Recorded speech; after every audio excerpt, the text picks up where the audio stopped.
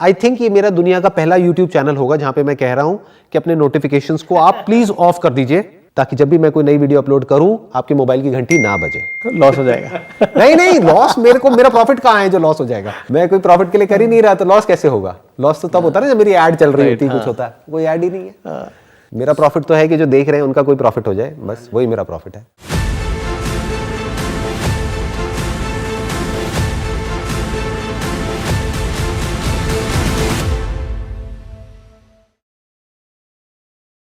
Welcome to the first episode of caught in the web. Doctor Dipankar is there with me. वो अभी आपको खुद बताएंगे उनका कितना एक्सपीरियंस है और उनकी क्या क्वालिफिकेशन है, क्या एक्सपर्टीज है।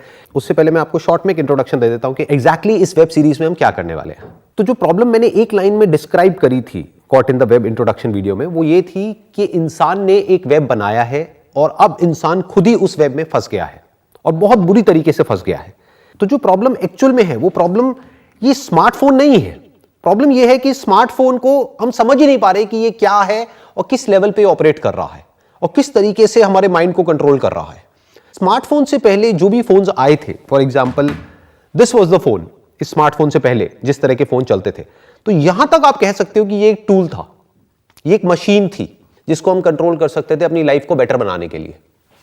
इनफैक्ट मोबाइल फोन से पहले और जितनी भी इन्वेंशंस हुई है उनको अगर हम ध्यान से ऑब्जर्व करेंगे तो वो सब किस लिए हुई? वो हुई हमारी लाइफ को बेटर बनाने के लिए। तो आप उनको टूल्स बोल सकते हो, बट अगर इसको कोई नाम देना ही हो तो स्मार्टफोन से बेटर नाम इसके लिए होगा एक manipulative intelligent machine, because it is not just a machine.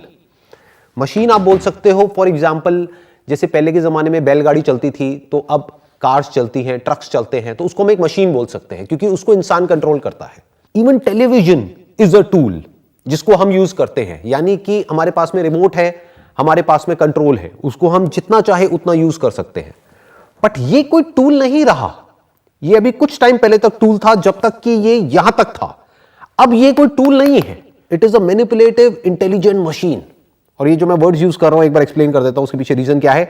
It is not just a machine, it is an intelligent machine. इसके पीछे एक बहुत ही हाई लेवल की इंटेलिजेंस ऑपरेट कर रही है, जिसको आप सुपर कंप्यूटर्स बोल सकते हो, जिसको आप आर्टिफिशियल इंटेलिजेंस बोल सकते हो, which is much more powerful than your intelligence। और यहां तक भी प्रॉब्लम नहीं थी अगर वो इंटेलिजेंस आपके बेनिफिट के लिए काम कर रही होती। जैसे कि नेचर की अपनी एक इंटेलिजेंस है, वो काम करती है किसके लिए? आपके बेनिफिट के लिए। फॉर एग्जांपल, अगर आपकी बॉडी में फीवर भी होता है, आपको कोई बीमारी होती है, कोई इंफेक्शन होता है, तो बॉडी में फीवर आ जाता है, तो वो फीवर आपके लिए अच्छा होता है क्योंकि बॉडी अपनी टेम्परेचर को बढ़ा रही है, which is not conducive for the bacteria and the virus to flourish। तो वो नेचर की इंटेलिजेंस आपके बेनिफिट के लिए काम कर रही है, आपकी बॉडी की सर्वाइवल प्रोसेस में हेल्प कर रही है। ये है नेचर की इंटेलिजेंस। बट इसमें क्या प्रॉब्लम है? Now it is no more a machine, it is a manipulative intelligent machine. मतलब क्या? इसको पीछे से मैनिपुलेट किया जा रहा है। कौन मैनिपुलेट कर रहा है? वो जो कंपनीज हैं जो इस इंटेलिजेंस के पीछे है, वो इंटेलिजेंस जिसको एल्गोरिथम बोलते हैं टेक्निकल लैंग्वेज में, जो उस एल्गोरिथम को क्रिएट कर रहे हैं या फिर मोल्ड कर रहे हैं या मैनिपुलेट कर रहे हैं, जिससे कि उनको आपकी ज्यादा से ज्यादा अटेंशन मिले और उस अटेंशन के थ्रू वो पैसा कमा सके। जितनी ज्यादा आपकी अटेंशन उन लोगों को मिलेगी उतना ज्यादा वो पैसा कमा सकते हैं। तो ध्यान से समझना, ये जो प्रॉब्लम है ये इतनी बड़ी है जिसकी कोई हद नहीं है। आपको पता ही नहीं है किस लेवल पे क्या इंटेलिजेंस ऑपरेट कर रही है आपके माइंड को कंट्रोल करने के लिए, आपकी लाइफ को कंट्रोल करने के लिए और आपकी अटेंशन को कंट्रोल करने के लिए। So it is no more a tool, it is a controller. ये सिर्फ आपकी अटेंशन को कंट्रोल नहीं कर रहा है, आपके बिहेवियर को कंट्रोल कर रहा है, आपकी ब्रेन को कंट्रोल कर रहा है, आपके थॉट्स, आपके आइडियाज, सब कुछ कंट्रोल कर रहा है। ऐसे बहुत सारे सर्वेज हुए हैं, ऐसी बहुत सारी रिसर्चेस हुई हैं, ऐसी बहुत सारी स्टडीज हुई है जिसमें ये निकल करके आया है कि जैसे जैसे हम इसके एडिक्ट होते चले जा रहे हैं, जिसको हम स्मार्टफोन बोलते हैं, तो उसकी वजह से किस तरीके से डिप्रेशन, स्ट्रेस, एंजाइटी तो बढ़ ही रहा है, उसके साथ साथ में किस तरीके से हमारी बॉडी के अंदर चेंजेस आ रहे हैं, हमारी ब्रेन के अंदर चेंजेस आ रहे हैं। और ये समझना जरूरी क्यों है, पहले इसको समझ लेते हैं। किसी भी प्रॉब्लम का अगर हमको सोल्यूशन निकालना है तो उसका जो सबसे पहला स्टेप होता है that is knowledge, that is information. कि जब आपको पता होगा कि वो प्रॉब्लम क्या है तब आप उस प्रॉब्लम का सोल्यूशन निकाल सकते हो। अगर आपको पता ही नहीं है कि प्रॉब्लम क्या है, आपको अवेयरनेस ही नहीं है कि इशू कितना बड़ा है, तो उसका सोल्यूशन निकालना तो भूल ही जाओ। तो आज हम डीपली समझने वाले हैं पहले स्टेप में कि ये प्रॉब्लम क्या है और किस लेवल की है, और फिर हम आएंगे कि उसका सोल्यूशन क्या है।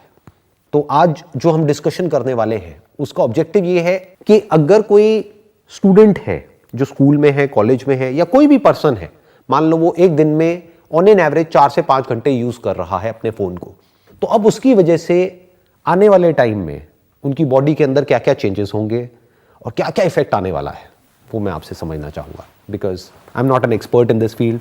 तो इसीलिए आपको हमने इन्वाइट किया है ये समझने के लिए कि बेसिकली उसकी वजह से क्या हो रहा है और क्या होने वाला है।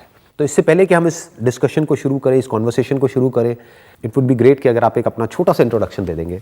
Hi, my name is Dr. Dipankar. I have done my bachelor's in physiotherapy from Maharashtra from Pravara Institute of Medical Sciences and master's in heart and lungs from Chandiwala, which is IP University in Delhi. और मैं after this मैंने 11 साल हो गए मेरे को ergonomics की field में ये ट्रेनिंग्स देते हुए कॉर्पोरेट्स में, where people are sitting in front of computers for long hours. उनकी सेडेंटरी लाइफस्टाइल की वजह से पोस्चरल प्रॉब्लम्स चेंजेस आ जाते हैं, बिकॉज ऑफ दैट उनकी प्रोडक्टिविटी बहुत ज़्यादा कम हो जाती है।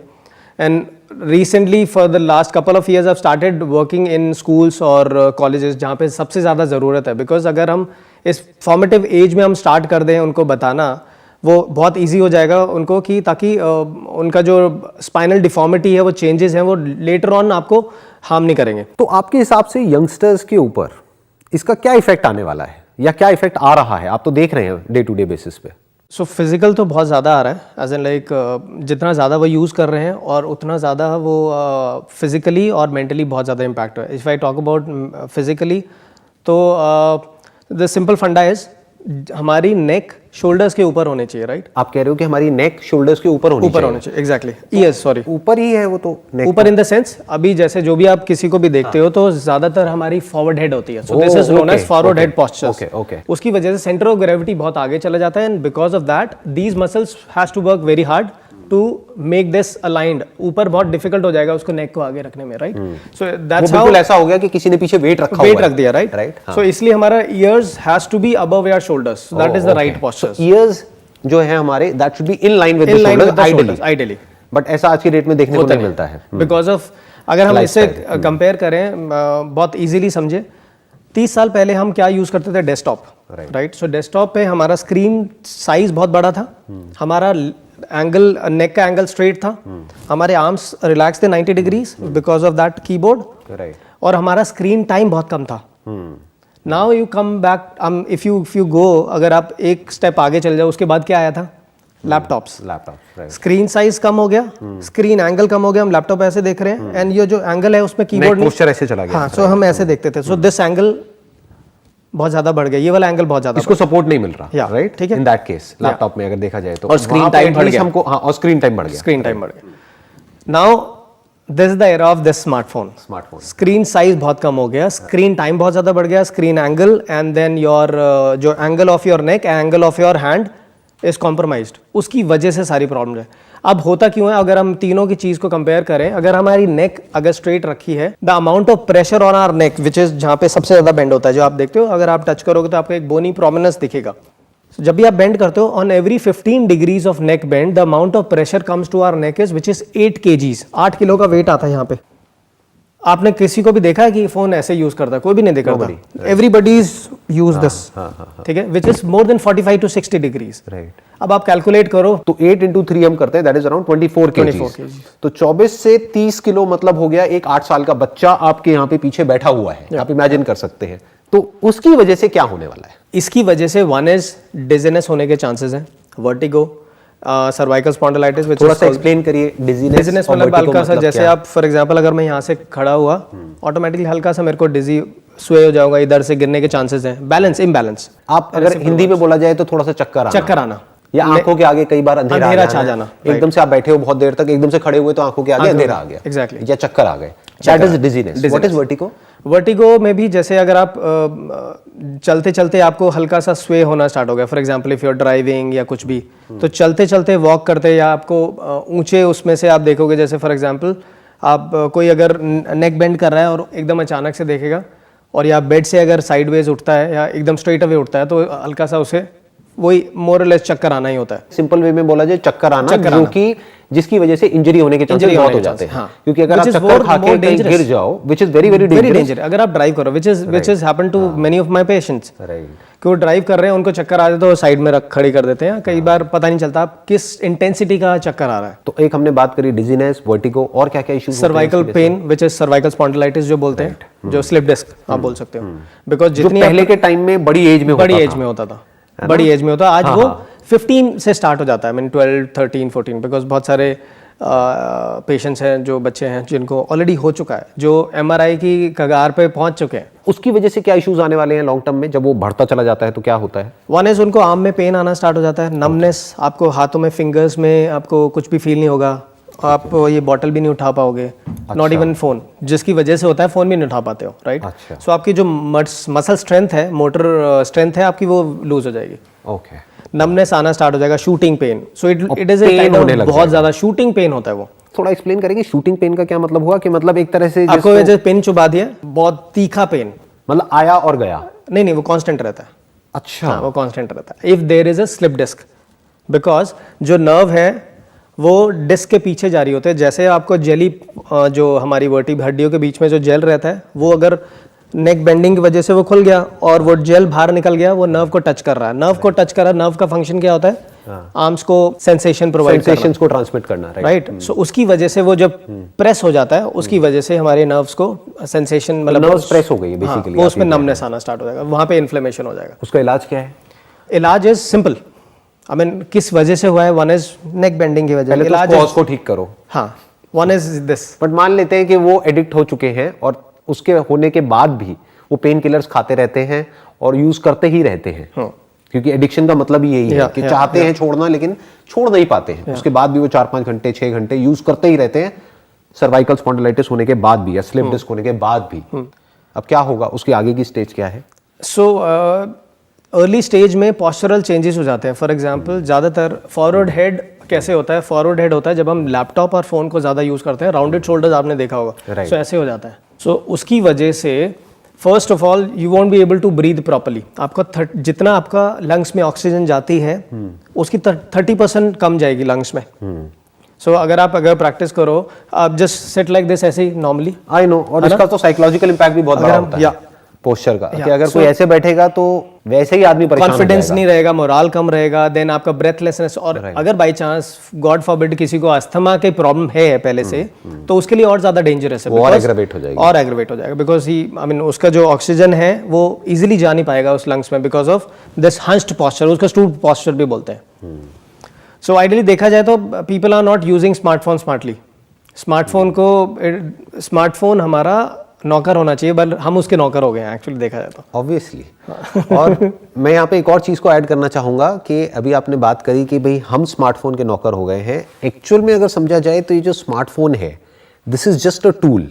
अगर हम सिर्फ स्मार्टफोन की बात करें, लेकिन इसमें जो इंटेलिजेंस ऑपरेट कर रही है, वो इंटेलिजेंस क्या है? जो एप्स हैं, जो भी सोशल मीडिया प्लेटफॉर्म्स है जो हम यूज कर रहे हैं, जो हमको लगता है कि कुछ नहीं है, एक वेबसाइट ही तो है, एक प्लेटफॉर्म ही तो है, एक ऐप ही तो है, बट वो किस तरीके से हमारे माइंड के साथ खेल रही है, that is dangerous. I mean very very dangerous, हमें पता ही नहीं है कि, और मेरे को नहीं लगता कि उससे बचने का कोई भी तरीका है, एज फार एज अगर हम बात करें कि इससे लड़ करके हम बच सकते हैं।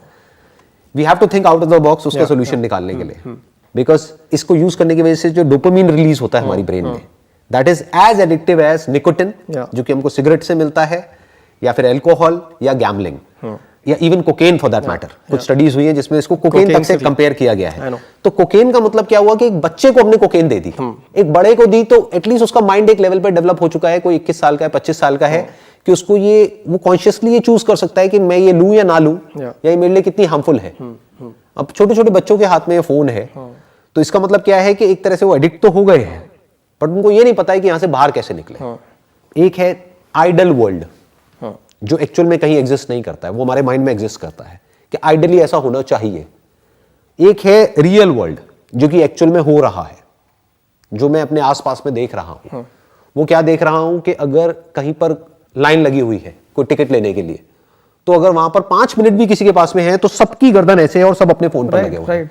तो अब मेरा सवाल आपसे ये है कि कोई बंदा है, वो एडिक्ट हो चुका है, उसको प्रॉब्लम्स हैं स्पाइन के लेवल पे, फिर भी वो यूज करता ही चला जा रहा है, पेन हो रहा है लेकिन उसको वो इग्नोर कर रहा है, या पेन किलर्स खा करके या किसी भी तरीके से टेम्पररी कहीं गया, कहीं से कोई थेरेपी करा के आ गया, कुछ दिन के लिए रिलीफ आ गया, फिर से वापस से बैक टू नॉर्मल, वही अपना 5-6 घंटे लगा हुआ है वो फोन के ऊपर। तो अब उसके बाद नेक्स्ट स्टेज में क्या होने वाला है? So interesting one, because I generally ask people, patients को कि always consult me when you are not in pain. अब होता क्या है कि किसी को आपको सर्वाइकल स्पॉन्डिलाइटिस है, पेन हो गया, 2-3 दिन उन्होंने घर पे होम रेमेडीज कर ली, राइट।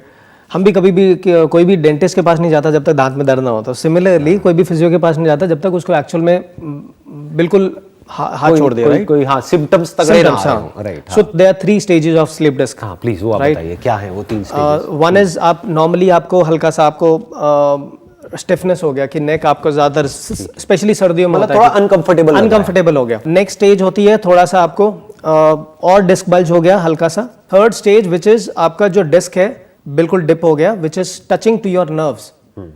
जो 3 नर्व्स हमारी सर्वाइकल से यहाँ जाते हैं, 3 नर्व कंप्रेस होने लगे। नर्व कंप्रेस हो गई। जैसे नर्व कंप्रेस हो गई, आपने कुछ ट्रीटमेंट ले लिया, ट्रैक्शन, फिजियो सेशंस, फिर muscle relaxation, pain killers, MRI करने के बाद सब कुछ डायग्नोस होने के बाद कुछ टाइम तक टेम्परेरी ठीक हो जाता है। साइड बाय साइड हमें पोस्चर करेक्शंस करना ही पड़ेगा उसके साथ, otherwise it will come back to again square one और ज्यादा प्रॉब्लम आएगी। और पोस्चर करेक्शन के लिए उसको बताया गया, क्योंकि उसके साथ में तो कोई बैठेगा नहीं 24 घंटे, राइट। उसको बता दिया, अब वो करे ना करे वो उसके ऊपर है।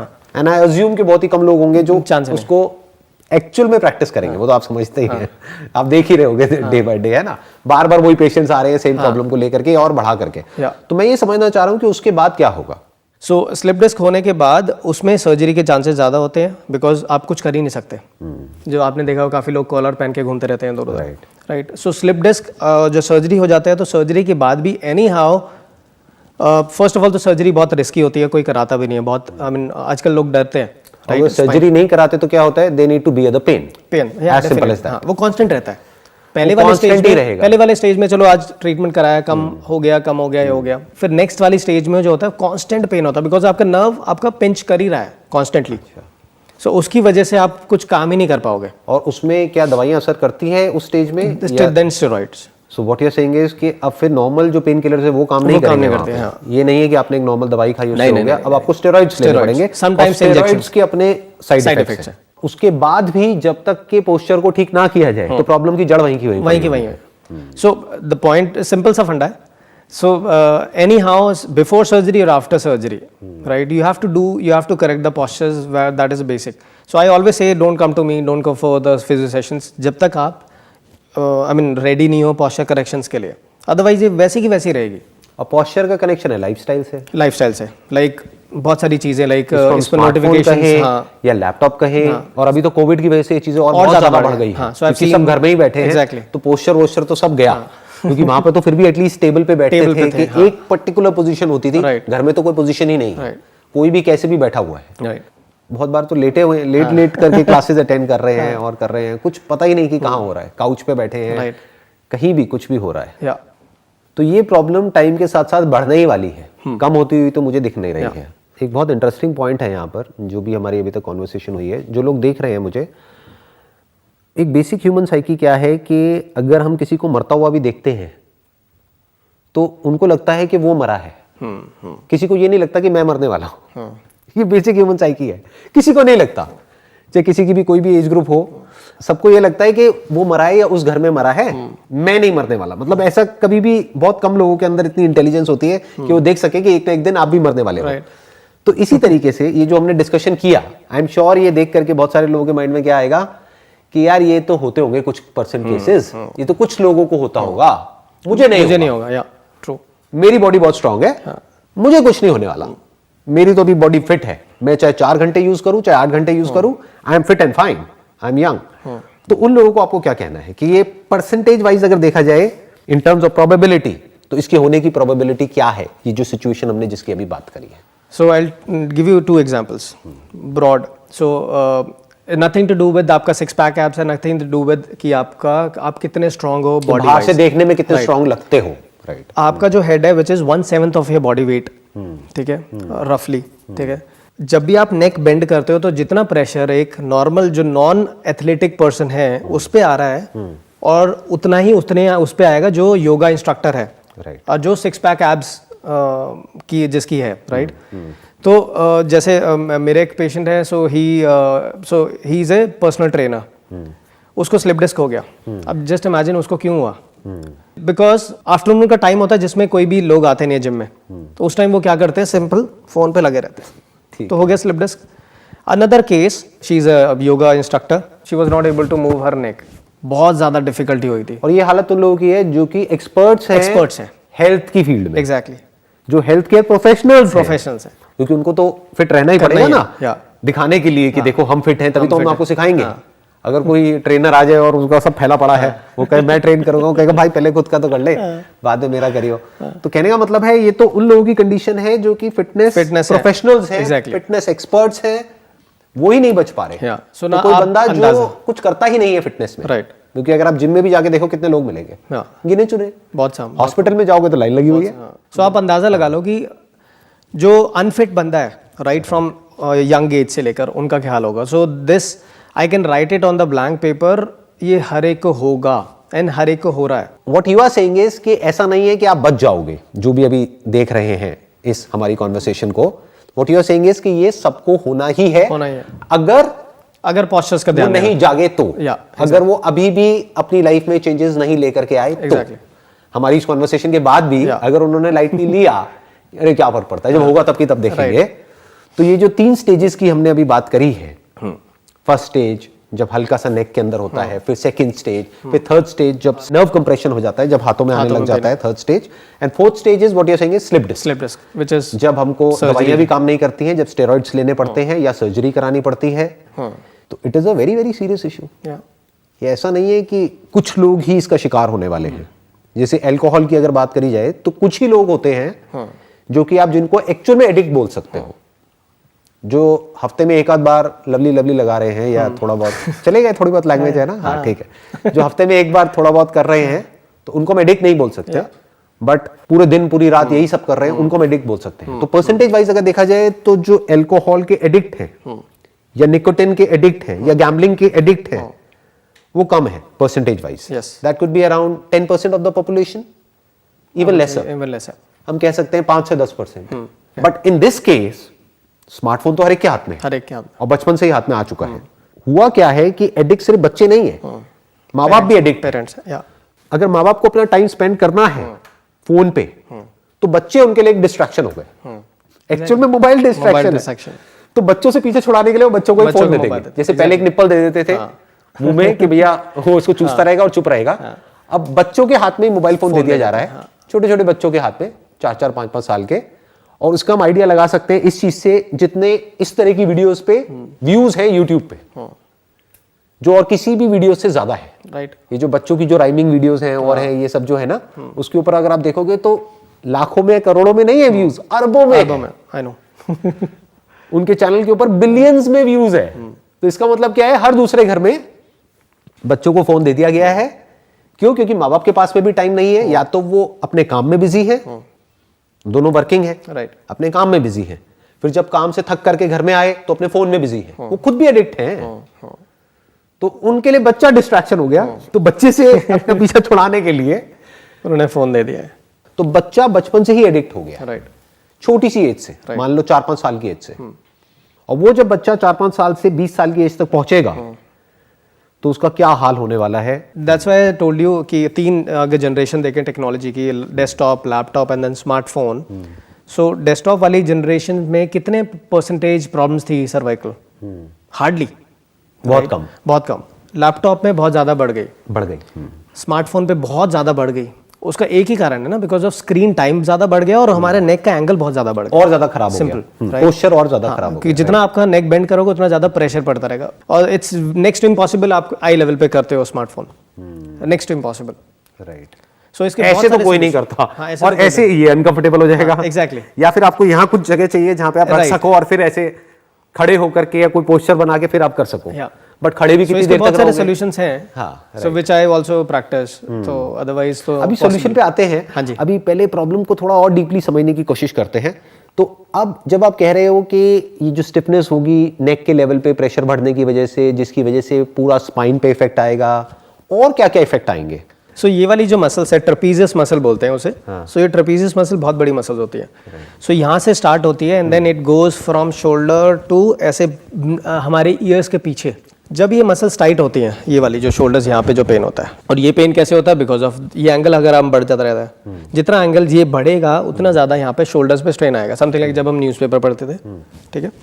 सो जब ये स्टिफनेस होती है तो यहाँ पे पेन होता है. सो आपको यहाँ पे हल्का सा यहाँ पे इस एरिया में पेन होगा. अच्छा. आई बॉल में पेन होना स्टार्ट हो जाएगा. सो ऐसा नहीं है कि हमारी नेक पे ही प्रेशर आता है. सो आप देखो ना, स्पाइनल कॉर्ड हमारी यहाँ ब्रेन से स्टार्ट होता है, समथिंग लाइक पोनी टेल. ठीक है. यहाँ से पोनी टेल हमारी यहाँ तक नीचे चल जा रही है, विच इज टेल बोन तक. टेल बोन तक. सो अगर आप यहाँ पे just imagine it's a pony tail, अगर आप ऐसे उसको बेंड कर रहे हो और आपको क्या लगता है यहीं पे प्रेशर आ रहा है, यहाँ पे तो आ ही रहा है, लेकिन ये वाला भी तो स्ट्रेच हो ही रहा है ना, नीचे वाला पार्ट. सो दैट्स हाउ उनको लोअर बैक में भी चांसेस है उनको पेन होने के. आना ही है क्योंकि उसको कॉम्पेंसेट करने के लिए और मसल्स को एक्स्ट्रा काम करना पड़ेगा. राइट. हाँ. और प्लस वो पेन फिर हैमस्ट्रिंग तक भी जाएगा. हाँ, बैक और पूरा नीचे तक जाएगा. या फिर ये कह लो कि हेड टू टो जाएगा. हेड टू टो जाता है. तो ऐसा नहीं है कि ये प्रॉब्लम सिर्फ नेक की नेक तक है. अगर नेक से शुरू हुई तो ये प्रॉब्लम पूरा हेड टू टो जाएगी. जानी ही है क्योंकि सब कुछ इंटरकनेक्टेड है और इंटरडिपेंडेंट है. तो अभी तक तो हमने डिस्कस किया कि प्रॉब्लम क्या है.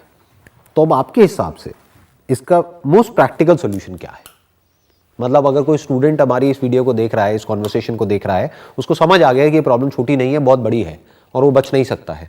तो अब अगर वो कहता है कि उसके अंदर से आ रहा है कि नहीं मैं बचना चाहता हूँ और वो सीरियस है, मान लेते हैं अभी भी जो लोग हमको देख रहे हैं उसमें से 90% लोग ऐसे हैं जो सीरियस नहीं है, इसको सुनेंगे, इसको देखेंगे, फिर जा करके फिर वही करेंगे जो करते आए हैं, जो करते रहे हैं. बस 10% ऐसे लोग हैं जो एक्चुअल में सीरियस हैं और इस प्रॉब्लम की इंटेंसिटी को समझ पा रहे हैं एंड उनके अंदर से आवाज आ रही है कि नहीं हमें इससे बाहर निकलना है, we want to be free from this addiction.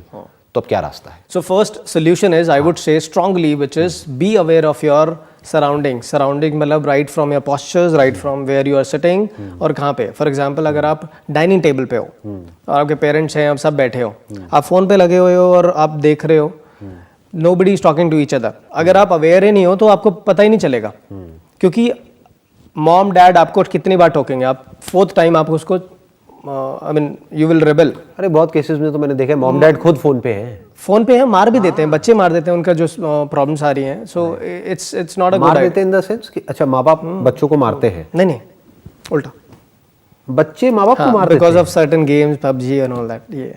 ये मैंने सुना है बहुत सारे हाँ कि बच्चे इतने एग्रेसिव होते चले जा रहे हैं because of some games and all कि वो एग्रेशन कई बार माँ बाप के ऊपर निकल जाता है. सो अगर आपने फोन छीनने की ट्राई करी तो उनसे वो लड़ाई करना, फिर उनको मारना, टैंट्रम्स एंड हाँ. सो इवन हाथ उठा देते हैं. हाथ तो कईयों ने उठा दिया, एक ने तो अपने माँ बाप को, डैड को आई गेस, डैड को मार दिया. तो मैं भी तो डैड हूँ. So dad dead. So you'll be मतलब you will hear some more interesting जब आप साइकोलॉजिस्ट के साथ करोगे ना. So I have all those stories. तो अब अगर पोस्चर पॉइंट ऑफ व्यू से, अगर हम सिंपली बॉडी के पॉइंट ऑफ व्यू से बात करें, जिस फील्ड में आप एक्सपर्ट हो, तो बॉडी पॉइंट ऑफ व्यू से हमारे पास में क्या सोल्यूशन? आप कह रहे हो और अवेयर हो जाओ. सिमिलरली अगर आप बहुत सारे सिनेरियोज बताऊं जहाँ पे यू आर अवेयर, जैसे अब हम ओला उबर में जाते हैं तो पीछे हम स्क्रॉल करते रहते हैं, सो विच इज़ वेरी डेंजरस. जब भी आप अगर वॉक करते करते स्क्रॉल कर रहे हो, टेक्स्ट कर रहे हो, द चांसेस आर हायर आपको चक्कर आने स्टार्ट हो जाएंगे. मतलब जब भी आप मोशन में हो उस वक्त अवॉइड करना है, जस्ट टू प्रिवेंट द, एक तो वन इज सेफ्टी, आप गिरने के चांसेस हैं, दूसरा सेफ्टी है कि आपका चक्कर आने के चांसेस बहुत ज्यादा बढ़ जाते हैं. वो जो डिजीनेस और वर्टिगो की आपने बात करी थी, राइट. अगर आप बैठ करके भी यूज कर रहे हो तो पोस्चर क्या होना चाहिए? दो चीज है इंपॉर्टेंट. ठीक है, हमारी नेक स्ट्रेट रखनी है, ठीक है, और हमारे हैंड्स क्लोजर होने चाहिए. इसलिए आर्मरेस्ट होते हैं ना, यहाँ पे आर्मरेस्ट रिलैक्स कर लो, जितने पास में रहेंगे उतना रिलैक्स. सो दो चीज ऐसे नहीं होनी चाहिए, neck has to be straight और aligned with your year shoulder के ऊपर होना चाहिए. आइडियली ये ऐसे होना चाहिए, मतलब बहुत ज्यादा भी नहीं, बहुत ऐसे भी नहीं, बीच में कहीं पे रिलैक्स्ड एक पोस्चर होना चाहिए. नॉर्मली भी आपका ऐसे ही हो जाएगा किसी का भी, आई मीन जिसको अगर पता ही नहीं होगा, अगर टेस्ट करें, सो इसका एक सिंपल सेल्फ टेस्ट भी है. दीवार के अगेंस्ट खड़े होके आप अगर आपका हेड टच कर रहा है तो ठीक है, अगर आपका हेड टच नहीं कर रहा है इसका मतलब you have a forward head shoulder. अच्छा, तो आपका पोस्चर ऑलरेडी खराब हो चुका है. ठीक है. तो अब अगर आप मोबाइल यूज कर रहे हैं, फॉर एग्जांपल आपको करना है, तो क्या पोस्चर होगा आपका? राइट. अगर मैं इस सोफे पे बैठा हूँ, ठीक है, तो ज्यादातर लोग क्या करते हैं, ऐसे करते हैं. हाँ, ये बिल्कुल ही गलत है. ठीक है. सो इसमें दोनों डेविएट हो गया. सो इसमें क्या करना है, हैंड इज रेस्टेड, ठीक है, नेक इज रेस्टेड, और हम इजीली आप यूज कर सकते हो. एक हैंड से यूज फोन को पकड़ो और दूसरे हैंड से यूज करो, because thumb is the most unstable. एक से यूज मत करो, जैसे लोग नॉर्मली करते हैं, एक से ऐसे ऐसे ऐसे या, ऐसे, ये मत करो। What you are saying is कि एक से पकड़ो और दूसरे से यूज करो। उसके पीछे क्या लॉजिक है? लॉजिक ये है कि विच इज स्मार्टफोन, ये thumb is most unstable joint. जब भी आप रिपीटेटिव करोगे, so these are all known as RSI, repetitive strain injuries. Okay. जब भी आप रिपीटेटिव ये करते हो, स्क्रॉलिंग या कुछ भी, पबजी, कोई भी गेम्स, जो सबवे था, सो आप ये टेंडन यहाँ पे अटैच होता है विच कॉजेज स्ट्रेन। यहाँ पे फिंगर्स, यहाँ पे टेंडन पे आपको इन्फ्लेमेशन होना स्टार्ट हो जाता है जब आप रिपीटेटिव यूज करते हो। उसकी वजह से इतना ज़्यादा सिवियर होता है, आपको थंब स्पाइका लगाना पड़ता है, आपको थंब स्टेबल करना पड़ता है, and then it takes 1 or 2 months ठीक होने में। कुछ लोगों को देखा यहाँ पे स्वेलिंग सी हो जाती है, राइट? वो इसी की वजह से, and it's very very serious, very painful. अच्छा, ये भी एक प्रॉब्लम थी, सॉरी मैं भूल गया। टेनिस एल्बो भी एक problem because of repetitive use. Problems तो वैसे देखा जाए तो अनलिमिटेड है, क्योंकि सारी इंटरकनेक्टेड है। हाँ, मोस्टली इंटरकनेक्टेड है। और दूसरा ऑप्शन ये है कि आप ऐसे यूज कर सकते हो। Oh okay, simple. बट इसमें फिर वही प्रॉब्लम हो गई, एक हाथ से कर रहे हैं। हाँ, ज़्यादा देर यूज नहीं कर सकते, right? So ideal duration of using the smartphone is 20 minutes at any given point of time. We should not use it for more than 20 minutes at a stretch. At a stretch. अच्छा, जो ऐसा होता नहीं है क्योंकि 1-2 घंटे तो कहाँ चले जाते हैं पता ही नहीं लगता है, एक बार जब कोई उसके अंदर चला जाता है तो अच्छा, एक और भी एक आप बात बताइए। मैंने वैसे ऐसी कुछ चीज़ें देखी हैं कि उसमें क्या होता है कि एक आजकल स्टैंड आ गए हैं, वो फ्लेक्सिबल स्टैंड्स होते हैं कि उसको आपने टेबल में या कहीं पे भी लगा दिया और यहाँ पे आ गया आपका mobile phone. I think that's a good enough posture, right? अगर आप कुछ देख रहे हैं, मान लीजिए अपने मोबाइल फोन में या कहीं पे भी, तो उस वक्त क्या पोस्चर होना चाहिए? सी सिंपल 2 ही रूल है। Hand has to be relaxed, neck has to be straight, whatever posture में बी। ठीक है। सो दैट्स हाउ जो हमारी कार की ड्राइविंग सीट है वो भी ऐसे होना चाहिए, steering, and you are walking, I mean straight. अगर हमारा नेक ना नीचे होना चाहिए, neck has to be straight, ऊपर होना चाहिए। Exactly, it has to be straight और लीन फॉरवर्ड नहीं होना चाहिए, थोड़ा सा अंदर की तरफ होना चाहिए और आई लेवल पे होना चाहिए। आई लेवल पे होना चाहिए, ठीक है। जैसे काफी बार लोग लेते हैं, यहाँ पे आपका सोफा है एंड टीवी यहाँ पे है, तो आपका ये गया।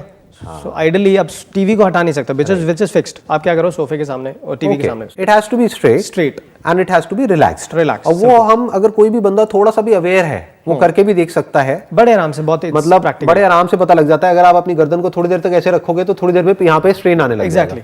तो कोई भी ऐसा एक पोस्चर होना चाहिए जहां पे आप पूरी तरह से कंफर्टेबल फील कर रहे हो, फिर उसको यूज करना है, अगर यूज करना भी है तो। क्योंकि हम अवॉइड तो कर ही नहीं सकते। आजकल तो इनफैक्ट क्लासेस भी सब ऑनलाइन हो रहे हैं। तो अब ऑनलाइन अगर कोई क्लासेस अटेंड कर रहा है तो लेट करके नहीं करना है, बिल्कुल नहीं करना है ना, ऐसे नहीं करना है, ऐसे तो बिल्कुल नहीं करना, ऐसे नहीं करना है। इट हैज टू बी कि आपने पहले चेयर को टेबल एंड चेयर, और टेबल पे आइडियली वो स्टैंड लगाया और वो अब आपकी आई लेवल पे आ चुका है, तो सो दैट आप ऐसे बैठ करके देख सको उसको, राइट? तो 2 अलग अलग चीजें हो गई ना, एक वॉचिंग हो गया, एक यूजिंग हो गया। यूजिंग मतलब कि जब हम अपनी फिंगर से डिलिबरेटली कुछ उसको यूज कर रहे हैं, एक हो गया वॉचिंग। और आप ये कह रहे हैं कि चाहे हम देख रहे हैं चाहे यूज कर रहे हैं, आइडियली 20 मिनट में हमको एक ब्रेक लेना चाहिए। 20 मिनट ना भी हो तो मैक्सिमम आधा घंटे में हमको एक ब्रेक लेना चाहिए। वो ब्रेक कितनी देर का होना चाहिए? 1 or 2 minutes।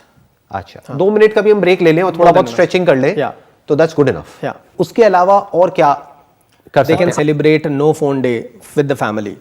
संडे व्रत रखते हैं, हाँ, जैसे इंटरनेट फास्टिंग मैंने कहीं पढ़ा था, जैसे साल में एक बार करवा चौथ का व्रत होता है, राइट। तो ऐसे फोन, ये आज की डेट में पति या पत्नी से कम तो है नहीं। जैसे करवा चौथ में पति की लंबी उम्र के लिए व्रत रखती है, राइट, बट इसमें अपनी लंबी उम्र के लिए आप हफ्ते में एक दिन एक व्रत रख सकते हैं या महीने में एक दिन एक व्रत रख सकते हैं जिस दिन आप फोन को यूज नहीं कर रहे। नेक्स्ट इज लेट्स से एक ही डिवाइस पे सब कुछ मत रखो। आज तक प्रॉब्लम क्या आ रही है कि आप मेल्स भी, यूट्यूब भी, आपका वीडियोस भी, आपका WhatsApp, everything is on one device, तो इसलिए आपका टाइम ज़्यादा हो रहा है, राइट। और इस पे नेक ज़्यादा बेंड हो रही है, तो इस पे ज़्यादा प्रॉब्लम्स आनी है। तो इट्स बेटर कि आप मेल्स को आप उस पे देखो, वीडियोस को आप टीवी पे देख लो, या पीसी पे या कहीं पे लैपटॉप पे, इस पे कम से कम यूज करो, डिवाइड कर दो। और एक और इसमें आई थिंक एक काम करा जा सकता है, जो भी फालतू की चीजें हैं जो यूज नहीं हो रही है उसको डिलीट किया जा सकता है और नोटिफिकेशन ऑफ किया जा सकता है। नोटिफिकेशन ऑफ कर सकते हैं, ये कर सकते हैं। आई थिंक नोटिफिकेशंस को ऑफ करने से ही बहुत रिलीफ आ जाएगा, बहुत रिलीफ आता है, बिकॉज़ अननेसेसरी वो आता रहता है। और कईयों में तो ये भी है, जैसे नोटिफिकेशन आया, हमें पता भी नहीं है, we are not even conscious, immediately हमारा हाथ वहां पे गया, और या फिर इवन हाथ बार-बार जा रहा है चेक करने के लिए कि कोई नोटिफिकेशन तो नहीं आया है। तो नोटिफिकेशंस को अगर हम पूरी तरह से ऑफ कर दें तो half of the battle is one. तो आई थिंक ये मेरा दुनिया का पहला YouTube चैनल होगा जहां पे मैं कह रहा हूं कि अपने नोटिफिकेशंस को आप प्लीज ऑफ कर दीजिए। ताकि जब भी मैं कोई नई वीडियो अपलोड करूं आपके मोबाइल की घंटी ना बजे। लॉस हो जाएगा। नहीं लॉस मेरा प्रॉफिट कहाँ है जो लॉस हो जाएगा? मैं कोई प्रॉफिट के लिए कर ही नहीं रहा तो लॉस कैसे होगा? लॉस तो तब होता है ना जब मेरी ऐड चल रही होती है, कुछ होता है, कोई ऐड ही नहीं है। मेरा प्रॉफिट तो है कि जो देख रहे हैं उनका कोई प्रॉफिट हो जाए, बस वही मेरा प्रॉफिट है। हाँ बताइए। नेक्स्ट इज वो मैंने बता दिया, फ़ोन फ्री टाइम, एक कुछ हम छोटा छोटा फ्री टाइम भी रख सकते हैं। लेट्स से कि मुझे 4 to 5 मेरे को फ़ोन यूज़ नहीं करना शाम को। मैं थोड़ा सा यहाँ पे ऐड ऑन करना चाहूंगा। आपने कहा कि एक टाइम हम रख लें, मान लो 4 से 5 बजे का। आई एम नॉट श्योर कि वो काम करेगा फंडा या नहीं करेगा, क्योंकि क्या होगा, 1-2 दिन तो काम करेगा, उसके बाद में बंदा भूल जाएगा या वो फोन उसको अपनी तरफ खींच लेगा। तो ये जो हैबिट है that needs to be replaced, not prevented. मतलब हम एक हैबिट को खत्म नहीं कर सकते हैं, किसी भी हैबिट को खत्म करने का कोई तरीका नहीं है। It needs to be replaced with something else.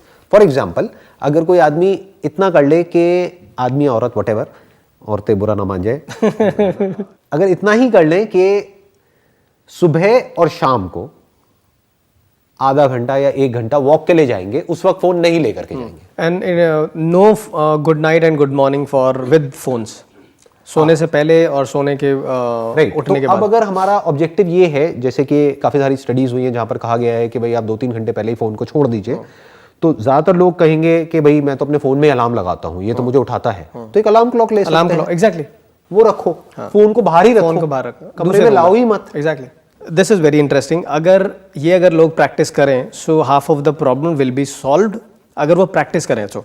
So which is, अगर हम स्मार्टफोन पे जाते हैं, स्मार्टफोन पे वॉइस कमांड आता है, राइट? अगर आप स्पेस बार पे जाते हो तो automatically what ever I am typing, I will show you. So now what ever I will speak, जो भी मैं बोलूँगा ना, चाहे हिंदी में चाहे इंग्लिश में, एवरीथिंग गूगल विल टाइप। सो मेरे को टेक्सटिंग करने की जरूरत नहीं है। जब मैं टेक्स्ट नहीं करूँगा तो मेरी नेक भी बेंड नहीं होगी, तो ऑटोमेटिकली प्रॉब्लम सॉल्व, सब कुछ आ गया इसके अंदर। अच्छा, सो आप ये कह रहे हो कि कीबोर्ड में एक वॉइस रिकग्निशन है, तो बजाय टाइप करने के आप बोल दो, हाँ, और वो वहां पे टाइप हो जाएगा। हाँ, राइट। जो भी मैं बोलूंगा ना, चाहे हिंदी में चाहे इंग्लिश में, एवरीथिंग गूगल टाइप। मेरे को टेक्सटिंग तो रॉबर्ट चलता है। हाँ, टेक्सटिंग करने के लिए जब तक नहीं करूंगा तो मेरी नेक बेंड नहीं होगी, तो ऑटोमेटिकली प्रॉब्लम सॉल्व। ये बहुत अच्छा आइडिया है। ये वो नहीं है, वॉइस नोट नहीं है। हाँ। सो काफी लोग इससे कंफ्यूज हो जाते हैं कि व्हाट्सएप पे जो वॉइस नोट है, आप लॉन्ग प्रेस करो, वॉइस नोट जा रहा है, वॉइस नोट नहीं, ये टेक्स्ट जा रहा है। वॉइस नोट तो हो गया, वॉइस को रिकॉर्ड करके रिकॉर्डिंग को भेज रहे हैं। That is something else. ये बेसिकली क्या हो रहा है कि आपकी वॉइस को रिकॉग्नाइज करके टाइप कर रहा है, तो आपको टाइप नहीं करना, टेक्स्ट नहीं करना, बिकॉज वो जो टेक्स्ट आप कर रहे हो, करोगे तो ऐसे ही उसकी वजह से आपका पोस्चर खराब हो रहा है, तो टेक्स्ट करने की नीड ही खत्म हो गई। Exactly, so this is most important. Very ultimately technology को ही यूज कर रहे हैं, टेक्नोलॉजी से बचने के लिए। As simple as that. मतलब टेक्नोलॉजी को हम स्मार्टली यूज कर रहे हैं। So that's why I said use your smartphone smartly. Right. Next is my suggestion is, आप उसको कोई भी जो भी एप्स हैं आपकी, so you can put your all your apps deep inside. For example, आपकी सोशल मीडिया एप्स जिस पे आप ज्यादा टाइम स्पेंड करते हो, आप उसको बहुत अंदर एक उस पर डाल दो। तो एफर्ट करना पड़ेगा वहां तक पहुंचने के लिए, और एफर्ट हम करना नहीं चाहते। सब चाहते हैं आराम से, और इतना आलसी होते चले जा रहे हैं लोग। एलेक्सा क्या है, कोई एफर्ट नहीं करना चाहता, एफर्ट नहीं करवाता। Right. Switch on the light, switch on, सब कुछ सेडेंटरी बहुत ज्यादा हो रहा है, तो ये एफर्ट एक बच जाएगा। You can also try creating. ये कर सकते हो कि वो मुश्किल हो जाए। जैसे आपकी इस बात से मुझे क्या याद आया, मैं क्या करता हूं कि अगर मेरे मोबाइल में, वैसे तो मेरे पास में 2 मोबाइल फोन्स हैं एक ये है एक ये है, तो कोई इंपॉर्टेंट ईमेल आ गई मान लो, बहुत ही इंपॉर्टेंट है, वैसे तो अगर नहीं है तो मैं अपने सिस्टम से एक्सेस करता हूं, पर बहुत इंपॉर्टेंट है, तो मैं अपनी ईमेल को हमेशा लॉग आउट करके रखता हूं। तो मैं क्या करूंगा, अगर मेरे को ईमेल एक्सेस करनी है तो पहले पूरा खोलूंगा, फिर लॉगिन करूंगा, फिर यूजर नेम पासवर्ड, ये वो करते करते इतना आलस आता है कि मैं कहता हूँ छोड़ना यार, कौन करेगा, वहीं जाके करूंगा। हाँ, मैं पूछ लेता हूँ पहले, अगर किसी का फोन आया, अर्जेंट है या इंपॉर्टेंट है? इंपॉर्टेंट है तो कल हो जाएगा, अर्जेंट है तो बोलो। तो आई थिंक जितना भी अभी तक हमने डिस्कस किया है उसका अगर कोई 10% भी कर ले तो बहुत है। आई होप कि जो लोग मुझे अभी देख रहे हैं और डॉक्टर दीपांकर को देख रहे हैं, वो लोग हमारी इस कॉन्वर्सेशन को सीरियसली लेंगे, और जो भी आइडियाज़ हमने आज यहाँ पर डिस्कस करे हैं उसको आप सिंसियरली अपनी लाइफ में इंप्लीमेंट करने की कोशिश करेंगे, और अपनी लाइफ में एक्चुअल में कुछ चेंजेस लेकर के आएंगे। बाकी चेंजेस लाने हैं या नहीं लाने हैं, फाइनली वो कॉल तो आपकी ही है। थैंक यू डॉक्टर दीपांकर यहाँ पर आने के लिए और अपना सबके साथ में शेयर करने के लिए। Thank you. It means a lot to me and to everybody जो भी अभी हमको देख रहे हैं। Thank you so much for your time. Thank you. मैं क्या प्रेडिक्ट कर रहा हूं कि आप जो मर्जी कर लो, इस वीडियो को जितना मर्जी लाइक कर दो, जितना मर्जी शेयर कर दो, जितने मर्जी कमेंट्स कर दो, इसके ऊपर व्यूज आने ही नहीं है। क्यों नहीं आने हैं? क्योंकि इसके बाद में या तो ऐप अनइंस्टॉल हो जाएगी या फिर बंदा यूट्यूब को बंद करके अपना कुछ दिमाग दौड़ाएगा, उस रैबिट होल से बाहर निकलेगा, अपने आप से क्वेश्चन पूछेगा, हो सकता है कुछ दिन तक वो यूट्यूब पे वापस ना आए, राइट? तो एल्गो को समझ आएगा, एआई को समझ आएगा कि भाई ये बड़ा खतरनाक कंटेंट है, तो इसको पीछे दबा दो, मतलब जितना नीचे दबा सकते हो दबा दो, दिखना ही नहीं चाहिए, ना रिकमेंडेशन में, ना यहाँ पे, ना वहां पे। हाँ, कोई सर्च करके कहीं से डायरेक्ट पहुंच जाए तो पहुंच जाए, वरना नहीं दिखना चाहिए।